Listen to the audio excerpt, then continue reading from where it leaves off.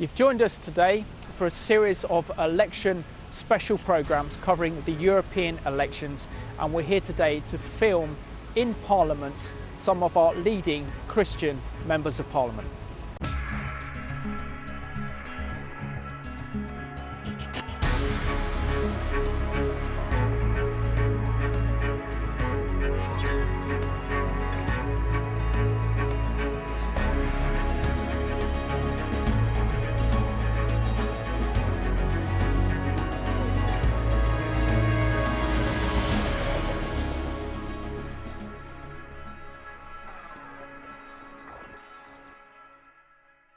Today we are here in Parliament to interview the Right Honourable Alistair Burt MP and former Minister for the Middle East, and he's also a leading member of the Conservative Party.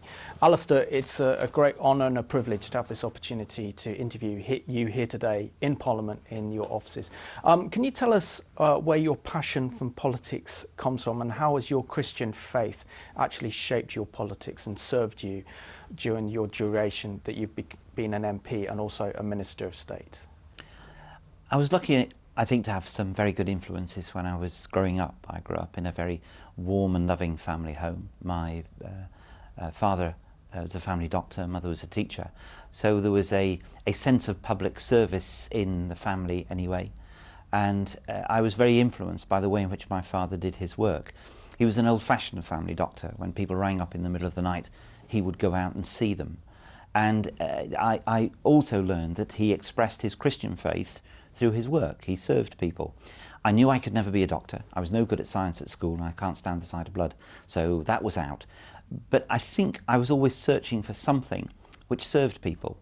Now the gifts I was given, talking, representing, inquiring, I became a lawyer, it all worked together, and at some very early stage in life I picked up a real interest in the world around me, in politics, in current affairs, and that sustained me. I have no politics in the family, in that none of my family were involved actively in politics. I have no members of Parliament going back over the generations. But something struck me about the importance of politics, and after prayer and support through churches, both where I grew up and in London, I found a pathway through to politics and believed it was the right thing to go into for a believer who wanted to be engaged with the world around him. And you're really at the forefront of British politics. I mean, you've been a Member of Parliament since 1983 with a short gap. You've also served at the highest level as a Minister for the Middle East. Many Christians are turned off by the whole concept of engaging in politics. Why is it so important that Christians actually get involved and get active and support Christian MPs like yourself? I think at the end of the day, somebody somewhere has to make decisions on behalf of everyone. And accordingly, if you're not involved, then you lose a voice in that decision-making process. It doesn't mean that all the decisions will always be the ones you would want to take. We live in a democracy. There are different views out there.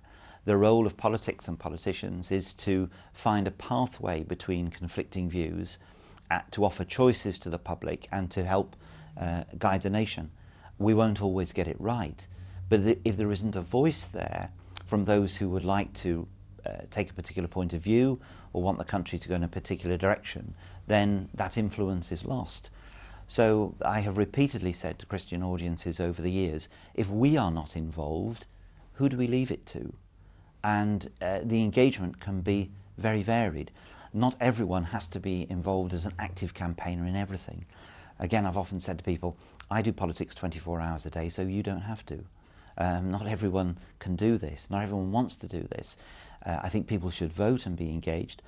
I wish people would see political parties in a rather different way. I've no evidence from my work over the last 30 years that people are less interested in causes or interests or anything like that. But they have stopped believing that political parties are a good thing to be engaged with, and don't realise that political parties are often coalitions of interests themselves, and they deal with the conflicts between different competing interests. It's great to have a single issue, fine, concentrate on that, but somebody somewhere has got to blend your single issue with other things. Political parties do that. and I would like people to see political parties in a different way. You don't have to agree 100% with everyone's manifesto. If you did, you'd never want to change anything. So be engaged, be involved, don't be afraid, but do remember if your influence isn't there, then your seat at the table will be taken by someone else. And we're here to discuss the up-and-coming European parliamentary elections. I know that you're representing here and putting the Conservative message out. But why are these elections important and why do they matter? Because Europe matters to all of us. The European Parliament does take decisions on behalf of us, on behalf of all of us, or cooperates with the Council of Ministers and the Commission in making decisions. They cover things like environmental rules and regulations, workers' rights, consumers' rights, international trade. Accordingly, the things that the European Parliament is involved with actually matters to all of us. So again, if people want choices, they should look at what their party manifestos are offering and see which is right for them. We're a big community now, the market of over 400 million people, a collection of nations working together. We have influence beyond the economic in terms of political reach, diplomatic reach. For all sorts of reasons we're engaged, and therefore, as Europe matters, whatever people may think of individual institutions in Europe, whatever people may think indeed of the European Union, there is a vote there for a body that has an impact on their lives, and accordingly it's worthwhile taking an interest. And what is the Conservative position towards British membership of the EU and our relationship with the European institutions? Because the whole setup with the EU is highly complicated, isn't it? With the Commission, with the Human Rights Court in Strasbourg, with two parliaments, one in Brussels and one in Strasbourg. And to the average viewer, Europe just seems very daunting and also very confusing.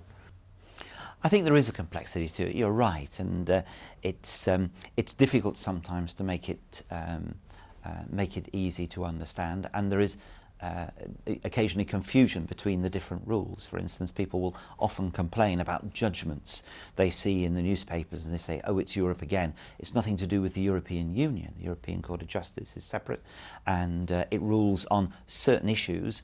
And the European Convention of Human Rights is different again from the European Parliament and the European Union. So it's multi-layered. But the view of the government, the view of the Conservative Party, is that we wish to remain engaged in Europe. We believe in the future of the European Union, but we think the European Union needs to change. It can no longer work to a blueprint that is 50 or 60 years old. It's got to be competitive. There is a big world out there. We cannot be insular. We cannot spend all our time debating the small issues between us. We've got to be competitive with those outside, and we want an outward-facing European Union. We also believe that some of the things that have guided the Union in the past could do with refreshment and a look at again. We don't think we're alone. It's often portrayed that the United Kingdom has one view about Europe and everyone else has a different one. It's not true.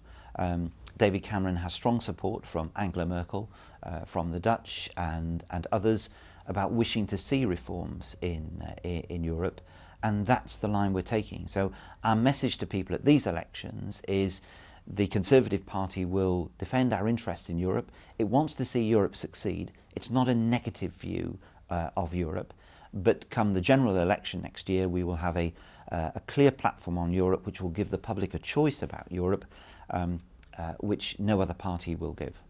Do you believe that we actually have time to reform the European Union?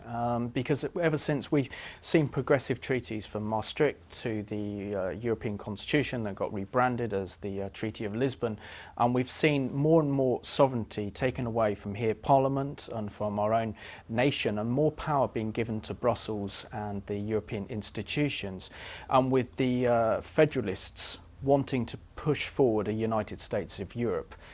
Is there still time to reform the EU, or are we heading for a federal Europe? I don't believe we're heading for a federal Europe, because I genuinely don't believe that the mindset for an ever closer union and an ever closer Europe leading to a United States of Europe, I don't believe that's there on the continent anymore. It's not as if concern about the EU is restricted only to the United Kingdom. It's not. There are people across the continent who are saying we want to do things together that make sense for us to do together, but we want national sovereignty. We want to be independent states within a Europe. And how do we achieve this? We think, for example, on the movement of powers. If you're part of an organisation, you do cede powers. We cede powers to NATO in terms of our defence, and we work collectively. So we cede powers to the European Union, which we exercise collectively. Sovereignty shared is not necessarily sovereignty completely lost. But one of the things that's upset people is that it only seems to be a one-way process. Sovereignty is devolved to Europe and then it never comes back. The Conservative Party thinks that that ought to be revisited. I can't argue with someone who says there's an inevitable ratchet towards the European Union if I can't have an example of the European Union after 50 years looking at a power and saying, actually now we think this should be more of a national nation-state power, and accordingly it's going to flow back. And I think the European Union would be stronger, and the Prime Minister will make this case, if the European Union demonstrated that powers once devolved could be returned if it was the right thing to do, and for nation states and national parliaments to have more of a say. So I don't believe we're heading towards a federal Europe. It's not what the Conservative Party wishes to see. I think you can have a perfectly good functioning European Union that works in all our interests with our engagement without a federal Europe, and that very much will be what the Conservative Party will be putting forward. And what do you think, particularly at this time during this campaign for the European elections, is there's been so much media speculation and political speculation about our role and our membership within the EU. I know that your Prime Minister David Cameron has sworn that if he is re-elected and the Conservatives come back to government after the next general election next year, he'll give the British people a referendum. Why is there such debate now about whether we should be in the EU or out of the EU? Probably because it's been a question that has not been directly put to the people for such a long time. I voted in 1975. I voted to remain in the European community as it was then. I was 20 years of age.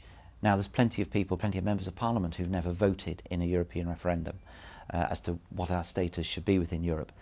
My sense is that over a period of time, because the question has never been fully explored and fully debated, we've now got a very unhappy situation in the UK. I think if a positive case for Europe is put in the European Union, that people would see more merit in it.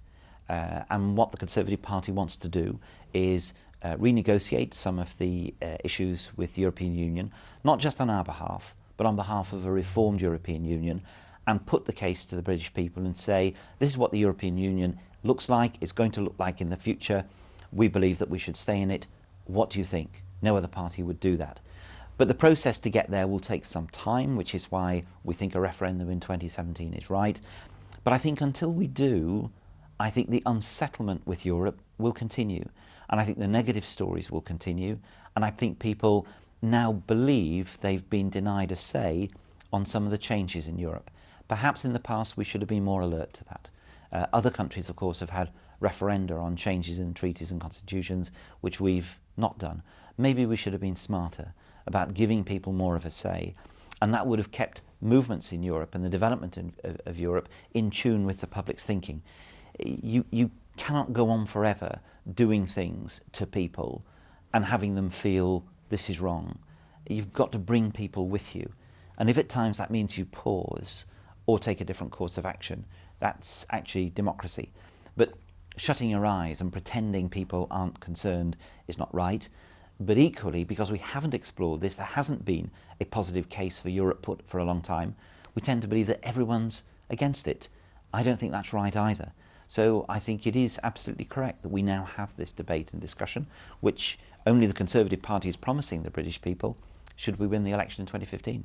A bit of a controversial issue now that I want to bring up with you, that many Christian Conservative voters feel let down by this government over the whole issue of same-sex marriage and the redefinition of marriage. And what would you say to those supporters who have abandoned the Conservative Party because of this and may actually then vote for UKIP?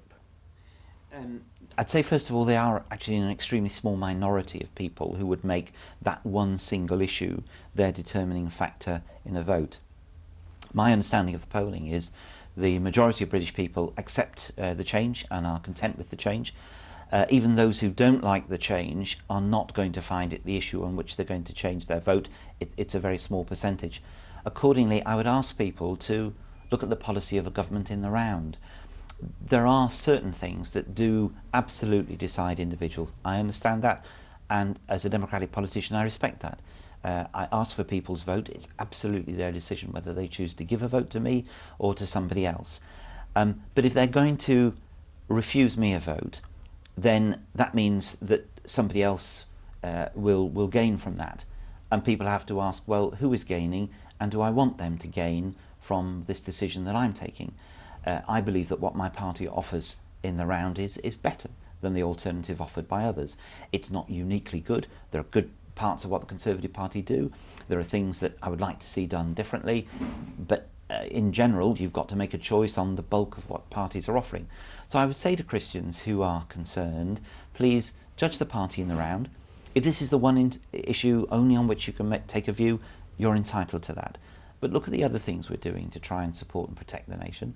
Look at what we have sought to do in order to protect faith issues and those of faith for which the law will not apply in churches, in mosques, in synagogues, to places that do not wish to carry through equal marriage or anything else, but do recognise a distinction between faith and marriage and a religious view of marriage, and that of what has always been also a state responsibility in terms of the structure of society and the structure of marriage, which has now undergone a change which I think the majority of people in the country are comfortable with and support.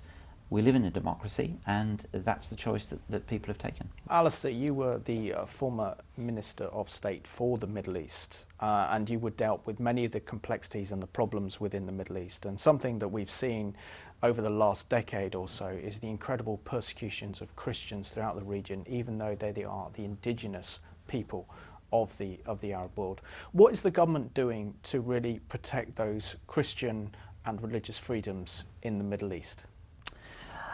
I think this has been one of the wickedest periods of history that we've observed in relation to this. And I and all my colleagues have been deeply disturbed at a Christian flight across the Middle East over quite a couple of decades, but it's accelerated in recent years.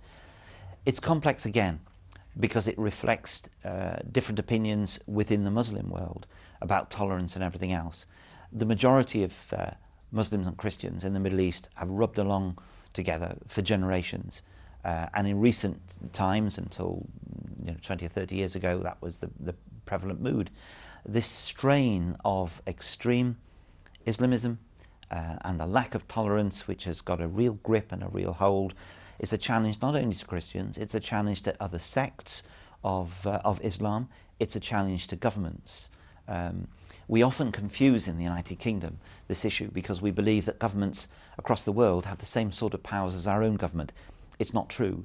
There are many governments who rely absolutely on religious sects and are in office because of the importance of religion in their society, which is completely different to that in the United Kingdom.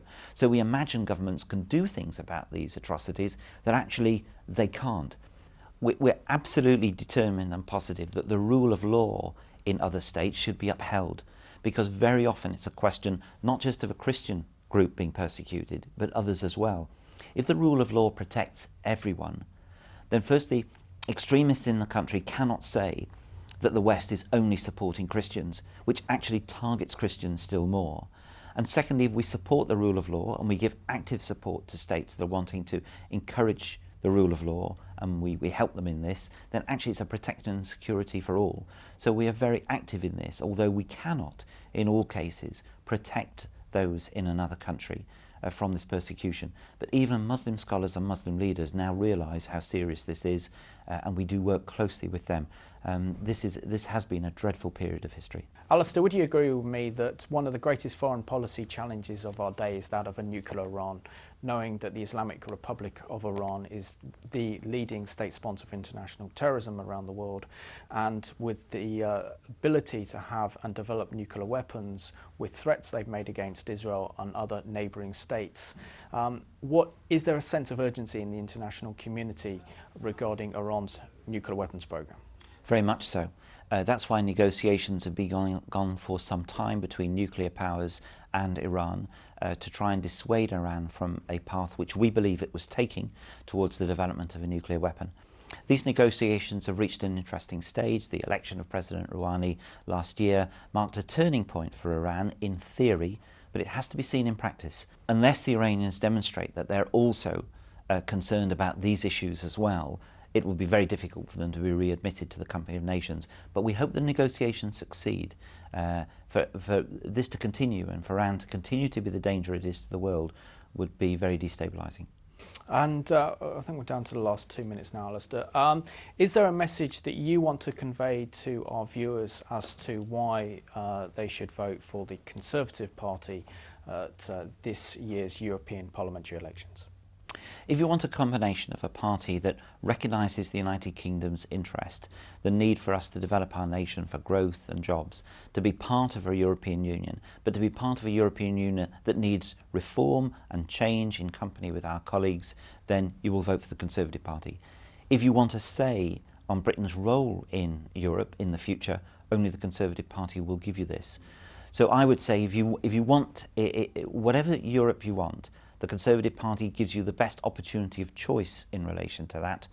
So a party that stands up not only for the United Kingdom, but for what the very best of the European Union can deliver. I think the Conservative Party has the best choices and the best opportunities for all our people.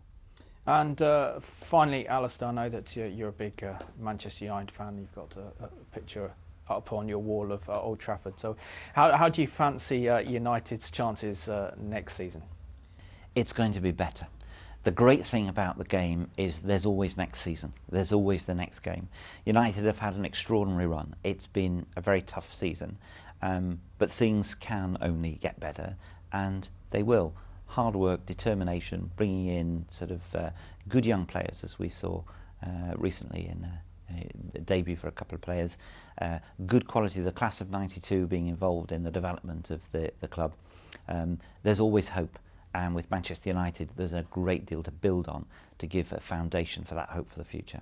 Alistair, I just want to thank you so much for having the opportunity to interview you here today in Parliament on the European elections. Thank you very much indeed. Thanks for your interest.